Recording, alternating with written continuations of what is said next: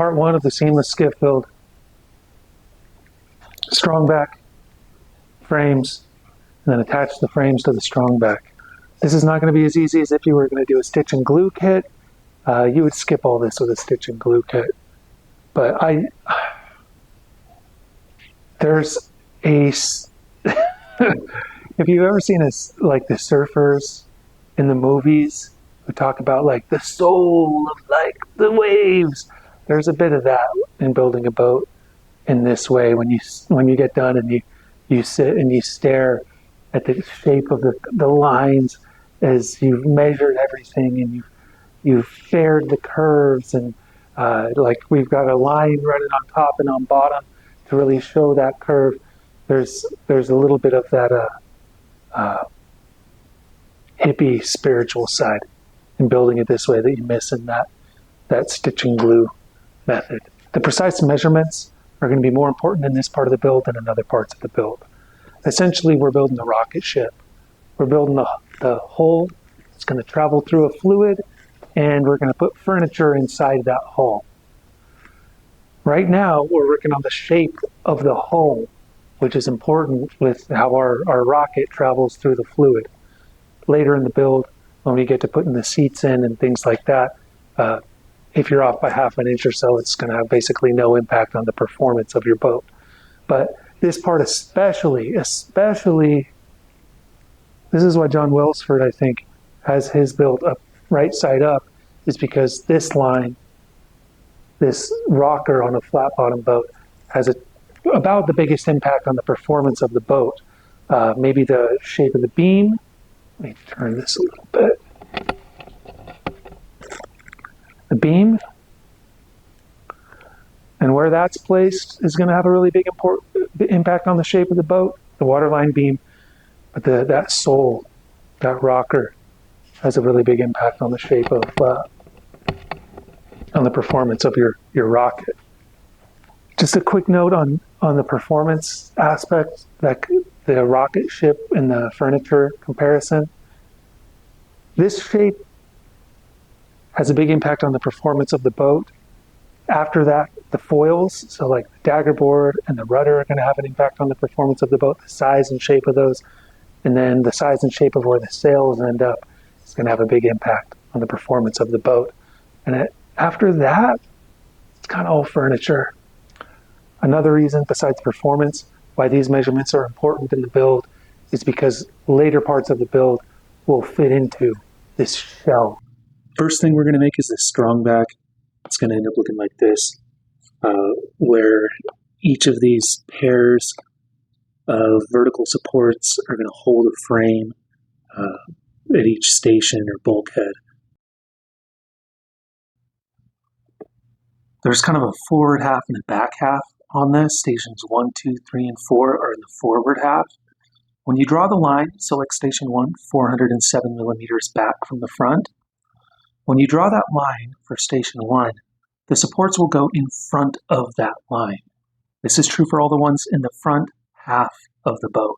Stations 1, 2, 3, and 4 will draw that measurement line, and the vertical support goes at the front edge of that line and forward of it. Stations 5, 6, 7, and the transom, when you draw not the transom, that one's going to be a little different. Stations 5, 6, 7, when you draw that line for the vertical support, you draw that line for the station, the vertical support will go flush with the back edge of that line and behind that line. Now there's a weird thing with station 1, where when you put these two sides of your Strongback, when you're going to attach them side by side, station 1, the bulkhead is narrower than the distance between those two supports. You're going to put those two supports 16 inches across, but if you're going to have a vertical support for station 1, it's going to be wider than that 16 inches when you try to attach station 1. So for station 1, you're going to do a lateral support and then vertical supports off of that. That'll be shown in the video. Then down at the transom, man, the transom is the tough part on this. The supports at the very bottom edge, they're 468 millimeters back, but then you rake that forward 9 degrees. And I measure in the video 663 millimeters up from the ground. So that triangulates that 468 minus 3963, that as one leg of a triangle, the flat on the ground leg of the triangle, and 663 millimeters up from that makes a 9-degree rake on that. So we're going to take one of those 2x4x16s and cut it into 2-foot lengths. So you're going to end up with 8 2-foot lengths from that. You're also going to take your 2 other 2x4x16s, and to make this Strongback to give us some lateral supports, you're going to cut a 2-foot section off the end of each of those. So you'll end up with 2x4x14s, 2 of those, and you'll have a 2x4x2-foot section cut off the end of each of those. Take these 2-foot lengths, rip them all in half. These are going to be vertical supports mostly. A couple of them you can put across as lateral supports, but basically we're just doubling the length without buying more wood. We're going to take those long pieces we still have, those 2x4x14s, and these are going to run lengthwise for our Strongback. But we need to mark where each station is going to be. So I've got these clamped together, and I'm using that speed square so that when I mark the station, it's hopefully lining up on each. In these early steps in the build, it's going to make things easier is that if as you go, you're marking down the station numbers for like each line on the Strongback or for each drawing in your patterns. It's just going to help you keep things organized. Now it's time to add the vertical supports. So I clamp these. So I've got my one of the 2x4x14s standing vertically clamped to the other 2x4x14 that it's laying down. And that's just going to make it easier for me to make sure that this is vertical. So when I've got that vertical piece lined up, I'm going to drill a pilot hole, and I'm going to use a pretty big screw on this. This is a 3-inch number 9 screw, and what that does is it goes through that first piece of wood with no threads, and then without threading that first piece of wood, it threads to the second piece, so it really clamps that piece down. All of the stations that are forward of midships, so it's stations 1, 2, 3, and 4, this vertical support is forward of that station line. So it's going to be on the forward edge, and that station line will be on the aft or the back edge of that. And then all the stations behind that, 5, 6, 7, the stations aft of midships, those are going to be aft or behind that station line. So the station line will be in front of them.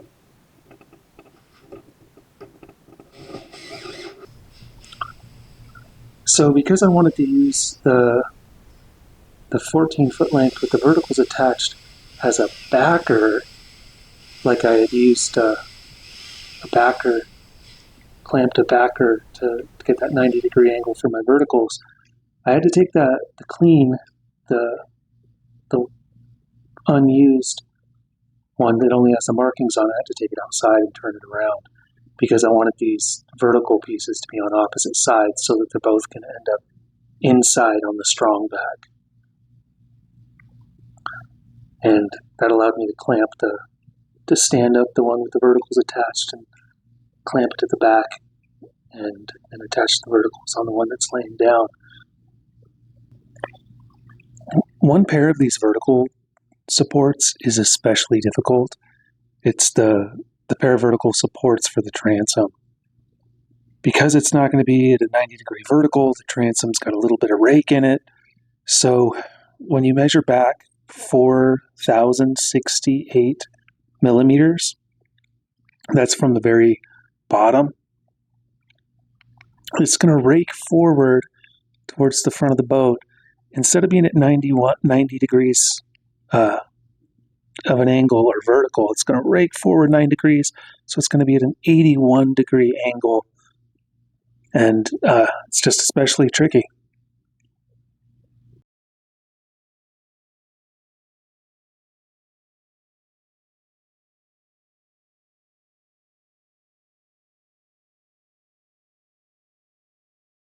These are going to be 16 inches apart from the inside of those lengthwise supports.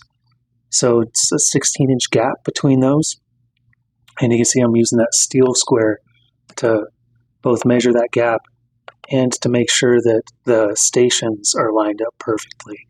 And you should have a couple of these 1.5 by 1.75 pieces that we ripped earlier that make perfect lateral braces for this Strongback.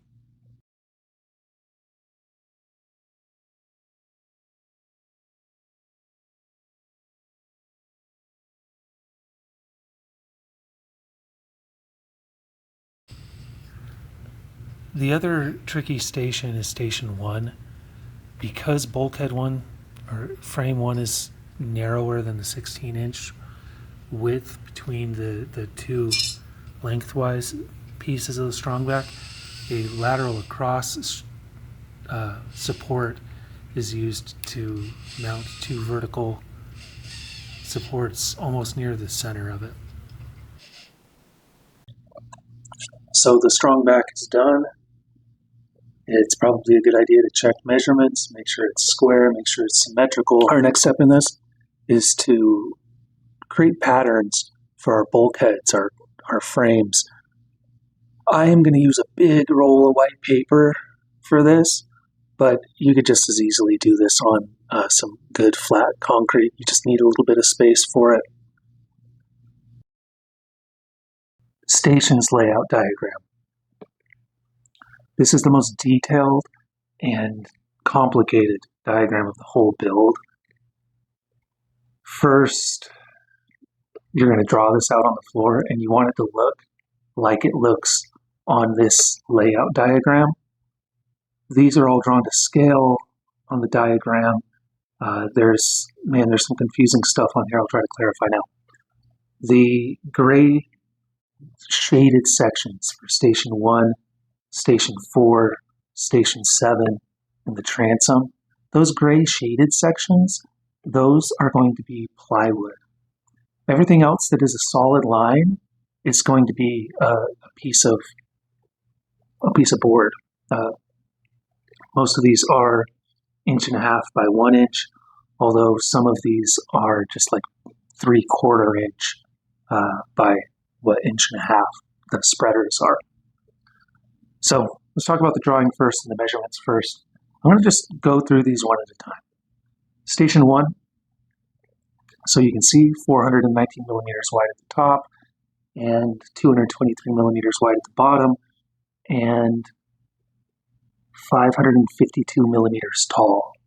I would start drawing this by doing a center line up the middle, and then from that center line, you can go from the top, if you've got your steel square, you can go 210 millimeters wide from the top and then 112 millimeters wide at the bottom on both sides, and then draw those angled lines to connect those endpoints. Then I would draw in that plywood line that is 447 millimeters high from the base. So that's Station 1 with that plywood section that makes up the majority of this. Station 2 has no plywood, but it does have 2 spreaders that you're going to put in. I didn't measure the width on the spreaders on here. You're just going to connect those lines. Station 3, again, 2 spreaders, a higher spreader and a lower spreader. Station 4, now this one has plywood again, so there's no lower spreader on Station 4, just a top spreader and upper spreader. Station 5, so the top of Station 5, that is going to be your top spreader. It'll all make sense when you put it on the Strongback. You'll see how these all line up. Basically, these spreaders that are on top are going to be a horizontal straight line to line up these at the dimensions that you want them on the Strongback. Station 6, 2 spreaders. Station 7, it's got a top spreader, but there is no lower spreader on Station 7. It is a plywood bulkhead, and then your transom. I would not worry about drawing out my transom in the diagram because you're just going to draw that straight onto a piece of plywood. I'm going to skip over me drawing out every pattern on the ground, but those are pretty important to get right if you want your boat to look good in the end and for parts to fit later. Later, as we get into making this boat, a lot of parts you can kind of just make them fit, but these frames, they need to be pretty close to an accurate measurement, so those patterns are pretty important. We're going to move on to building the pieces that are going to fit on those patterns. These pieces are going to be parts of the actual boat. We're going to look at a diagram first of these frame pieces. These frame pieces are going to be 1.25 inches by 1 inch by different lengths, cut at different angles. So in this diagram, it's as if they're 1.25 inches laying flat and 1 inch tall. Let's look at the drawing of Station 1 and try to make sense of how these are drawn. So right off the bat, that 149 millimeter piece on bottom, that's going to be the bottom of the station frame. We can just get that out of the way. It's simple. The part that's confusing in the drawing is that 528.5, 534, and then the 100-degree angle. These measurements are as it's going to be easy for me to cut them and measure them at the same time to get two exactly the same symmetrical pieces for the sides of each frame. Each of these pieces, because it's going to be angled on bottom, is going to have a long side and a short side. The long side, the inside side of that, is going to be 534 mil long. The short side, the outside of that, is going to be 528.5 mil long. And if that piece is 1.25 inches wide, that'll make a 100-degree angle. So it's easier for me is to measure that 528.5 mil and then make a 100-degree angle on that 1.25 inch span. But from where I drew that angle, measure another 534 mil. That should make two symmetrical pieces, the long side and the short side. We're going to rip these to 1.25 inches by 1 inch by 16 feet. I needed 3 16-inch lengths to make all the pieces for my frames.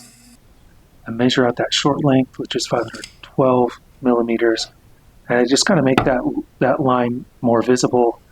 And you are going to cut this vertically on the short side, that 1 inch side, so that full perpendicular line on that vertical side gets drawn.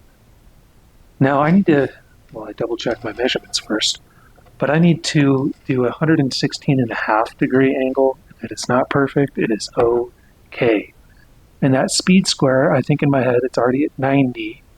I need to get a 106.5, so that's going to be 16.5 degrees.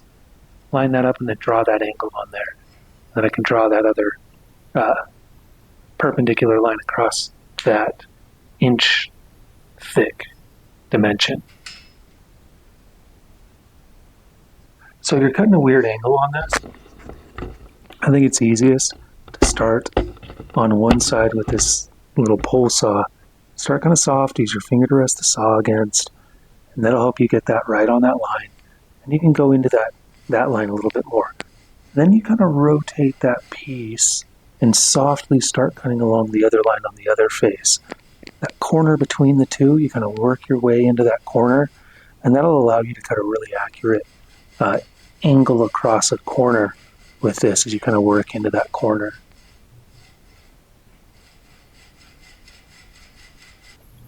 I don't show it in the video, but as you mark and cut each piece, write down what station it goes to. It's going to be so confusing if you don't do that. Just write S1, S2 as you draw out and cut these pieces for your station frames. With those pieces cut, you can lay them out on your patterns that you drew on the floor. You can leave a little room in the corners. They should be about, I think it's inch and a half by inch and a half, or inch and a half by inch and 3/4 in each of those corners for your for space for the chine logs. You can lay those out, make sure everything looks good. Next, we're going to get into cutting some plywood for the bulkheads. Before we cut any plywood for the bulkheads, there's a diagram about how to lay out pieces so that you use 4 sheets of 11/32 inch ply and 1 sheet of 1/2 inch ply. If you are a big boy, or if you know you are not going to do any fiberglass on the bottom of this, the pieces that have the sole marked, 2 pieces of the sole, you can do those 1/2 inch also. It's going to add a lot of weight. I'm going to put fiberglass on the bottom of mine. Even if I wasn't doing fiberglass, I'd probably do it just the 11/32 ply, and I think it would be okay for me.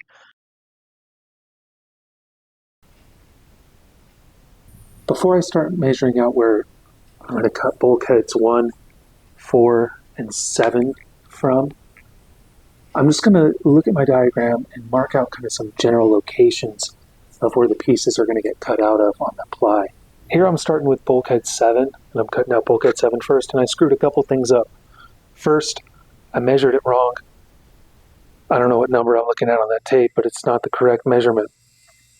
Second is I just tried to eyeball and cut a straight line with my circle saw, which I'm not any good at. This is how I should have cut those straight lines. The edge, the narrower edge of my steel square is 1.5 inches. The distance between the blade and the edge of the plate on my circle square is also 1.5 inches. It's almost like they did it on purpose. And so I just measure 1.5 inches gap from my line to just a piece of scrap with that factory edge that's straight. Clamp down that factory edge, that piece of scrap, and then use that factory edge. Just push your saw up against it as you're cutting, and it'll cut a straight line for guys like me who can't make a circle saw go straight. Now we can go in and lay these on our patterns and our frames and make sure everything is lined up beautifully. Make sure that center line is looking good according to our drawings. And hopefully you measured right and cut right, and you don't have to go back and do it again like I did. So now we're going to make gussets to attach the sides and the bottoms of our frames, to go in those corners and brace these frames together. These gussets can be made of ply if you want to. I think they're going to look better if they're made of timber. So I went and ripped, I cut the end off. I cut 2 feet off the end of a 2x4, some decent timber. Actually, it's not even that good. If you can tell in the video, it's kind of not a lot of grains per inch on this stuff. But I ripped it both directions, basically. So I took that 2x4, really 1.5 inches by 3.5, and first I ripped it widthwise. So that 3.5 I ripped to 2 1.3 inch pieces, minus the kerf. Then I flipped those and ripped those both vertically. So the 1.5 inches I ripped to 0.75 and 0.75. So in the end I had 3/4 inch by 1.75 inch minus half a kerf on each of these. And this is the timber I used for these gussets.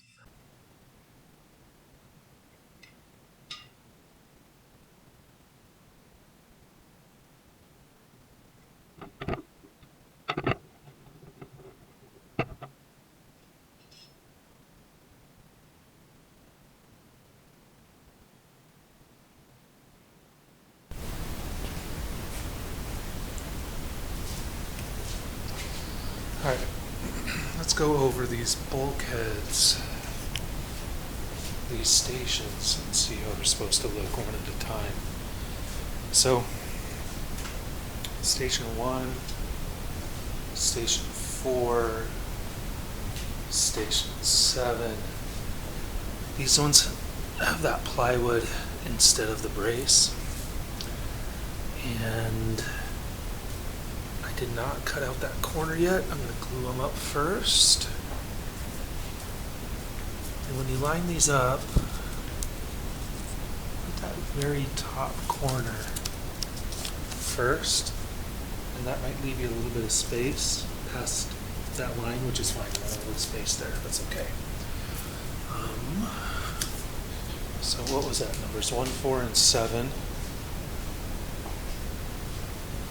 Have that plywood backing as it lines up like it should on your pattern. And then the rest of them, what is that? 2, 3, 5, 6. Cut these little cross braces and again line them up on top like this one.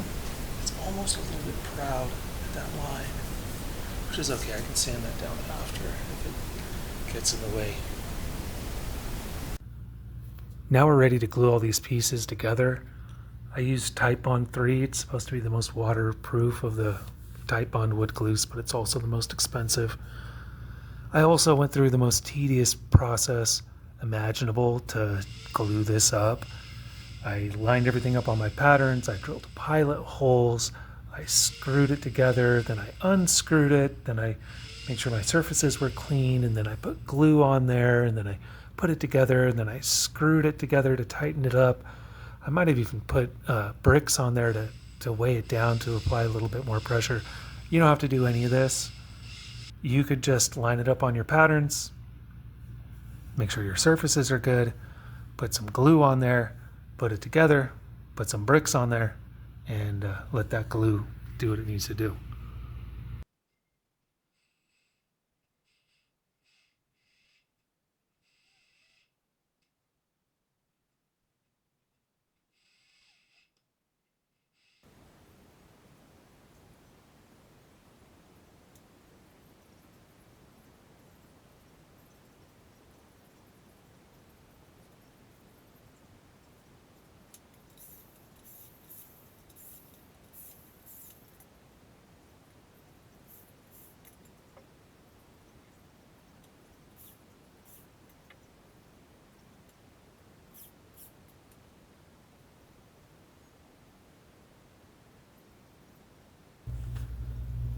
I like to wait about 4 hours before I take clamping pressure off of a glued joint. If I was going to strain the joint, then I would wait an additional 24 hours at least. But we're not going to strain any joints. We're just going to do some more prep work. First thing is the inside corners are going to be a lot easier to soften up now than later. If you are making a real crude boat, you could skip this. But if you don't want your wife's toe to get sliced open and for her to never get on your boat again, you got to soften up these edges on these inside corners. Just the inside corners get, I'm just going to use a hand plane and a little bit of, what is this, like 80 grit sandpaper. This would be a good job for a router table if you had some fancy tools. But we're just doing this step now before we have these pieces attached into the boat so that it's easy and we don't have to be bending around a half-made boat to get to these corners and to soften them up.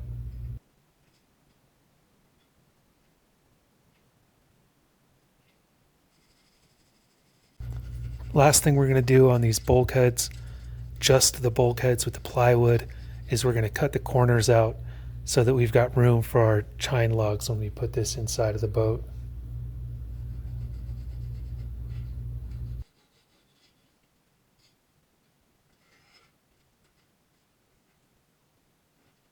Our last diagram, this is the spreaders with the spalls. These are a disposable piece. They are really just there to help you line up your stations and your bulkheads on the Strongback. I used the cheapest 2x4 that I had. I had that 14-foot piece left over from when I cut the 2 feet off the end to make my gussets. This, I'm going to rip it at 3/4 inch thick. First, I'm going to take that cheap 2x4 and rip it to 3/4 inch strips. I needed 3 of these at this 14-foot length. These do need to be pretty straight, but if they're a little imperfect, you can work around it. Measure your lengths according to the diagram. Your life is going to be so much easier if you mark station 1, station 2, station 3 right on these as you cut them out. And then finally, we're going to line up these spreaders so that the top edge of the wooden piece, the top edge of this wooden spreader, lines up with that spreader line on your drawings. And then just a simple pilot hole drilled and these 1 1/4" number 8 screws to secure them to your stations. I went back. I'd forgotten to mark center lines on my spools, especially on the widest spool on each frame. This is going to be important, but you are going to want that center line marked pretty precisely on that longer spool on each frame and bulkhead. In addition to those center lines getting marked, it's going to make things easier if we measure out 8 inches from that center line and mark another line. That's just going to show where on the verticals on the Strongback these are going to line up. Before I put anything on the Strongback, I'm going to measure up from the floor and mark a line on my verticals on my Strongback at 200 mil up from the floor. So now I'm going to go in here, I'm going to put on station 7 first, and I'm going to line it up on those 200 mil lines. That's going to be between the floor and my spool, I guess, that edge. It's going to be the top of the boat, but as it is sitting now, the boat is upside down. So as it is sitting now, it's the bottom of that spool, even though it would be the top of the boat if it were right side up. And I want to line that up with those 200 mil marks on my vertical support. I'm going to use a level to make sure that it's exactly level for this station 7.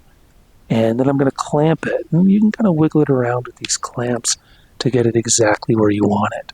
At that same time, I'm looking at my 8 inches from the center line, and I'm lining that up so that the center line is centered in my Strongback. You can see on this, I already got a piece of a line on the bottom of this, like a, what would you call that, a surveyor line? A surveyor string. That surveyor string is tied around the bottom, and that's going to help me line these up.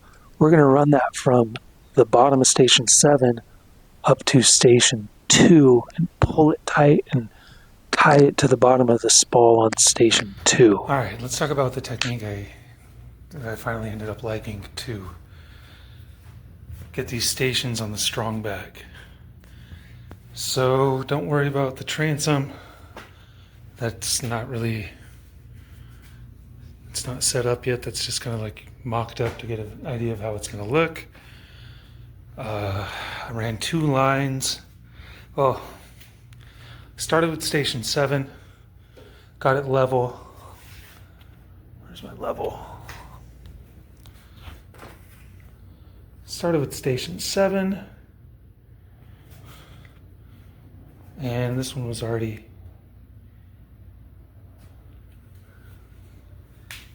I already had this one screwed on from earlier, but you know, made it level, lined up that 8-inch line on the side, and then I ran this contractor string from the bottom, just wrapped it around a couple times, and I went all the way up to station 2 and just wrapped that contractor string a couple times to keep that tight.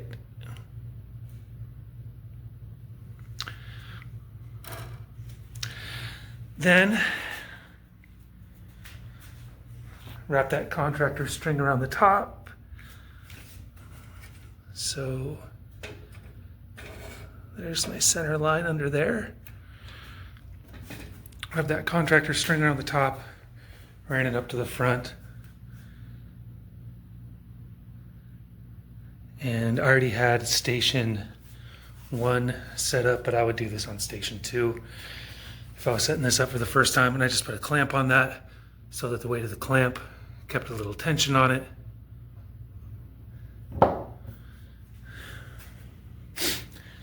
And with those two lines set up, I moved to, with my two lines set up, and station 7 and station 2 level. You're able to look down it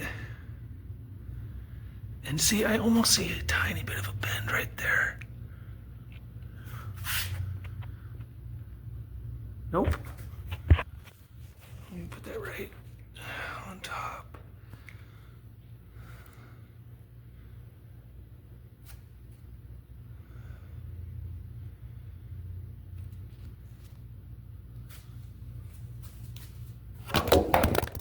Shit. Anyways, so you're able to do two things. You're able to line it up in two spots and use kind of like 3 points of reference as you set this up. Yeah, that's why this one is off. Okay. Right there. Let's see. Man, I still think it's a touch to the left up here.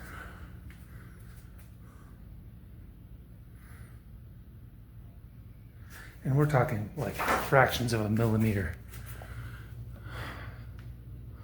That looks pretty damn straight to me.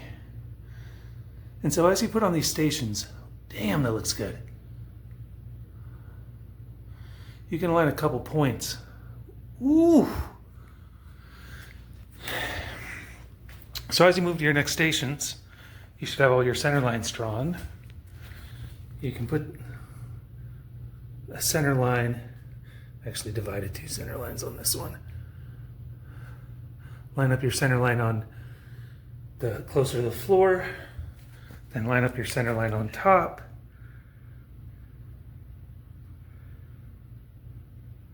And then you can check to see how straight that string is on top.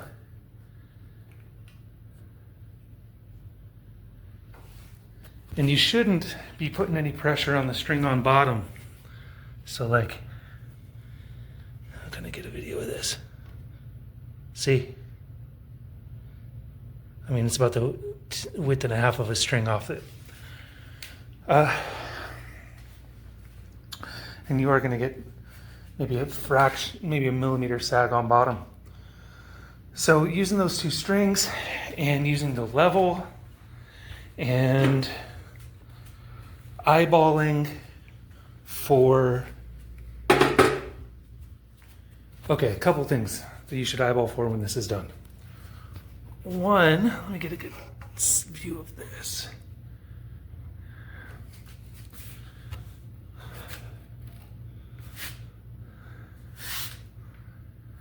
So, well, I can look at my plans on the wall.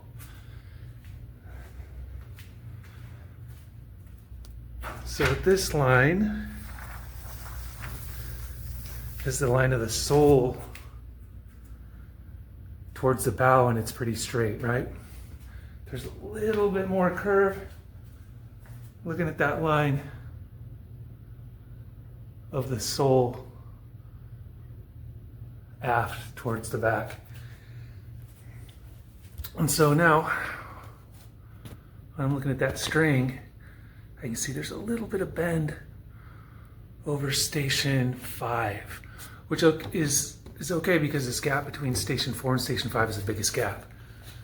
So there should be a little bit less bend over station 6. And so we got that little bit of bend in that string as it's making the arc. Versus towards the front, it should be a little bit flatter because our pattern on the wall was flatter. So you can kind of see just a little bit of a bend over station 2, a little bit of a bend over station 3, a little bit of a bend over station 4 as it makes the radius of that of the bend in the front part of the boat. Let me see if it's better from here. Not really. And your horizontals all line up. That is a beautiful image.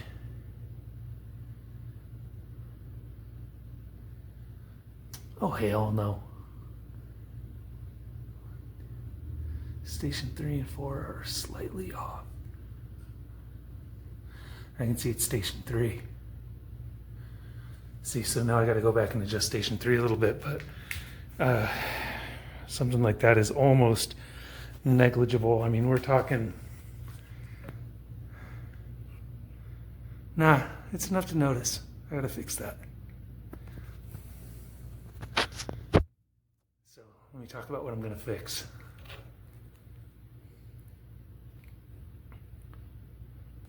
See, right here versus, where am I at? Right there. A little bit of a bigger gap there than here. That might just be the light though. I'll get my level and check it. No, I'll just check it from the other side.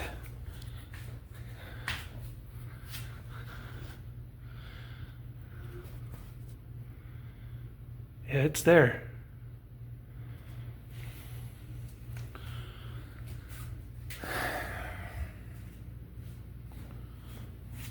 Is it between station?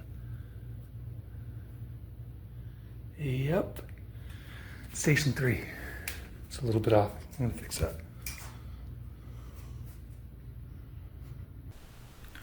A couple ways to check to make sure that your stations are lined up beautifully on your Strongback. You can run a plumb line to make sure that your verticals are vertical. You can measure from the lower string to the top of your bulkhead or your frame, and then check that against the diagram to make sure that that measurement is correct. You can measure the center line on your stations again and double check to make sure that that center line is lined up.